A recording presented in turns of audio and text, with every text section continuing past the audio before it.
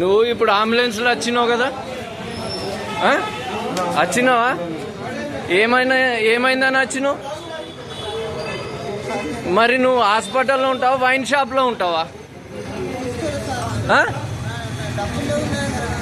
నువ్వు వైన్ షాప్కి వచ్చి డబ్బులు లేవంటే మేము అంబులెన్స్ వాళ్ళం పిచ్చోళ్ళకి కనిపిస్తున్నామా నీకు?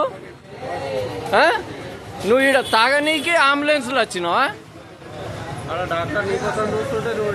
అవా నువ్వు ఏఆర్పి క్యాంపు నుంచి ఈడికి తాగనీకి అంబులెన్స్లో వచ్చినావు.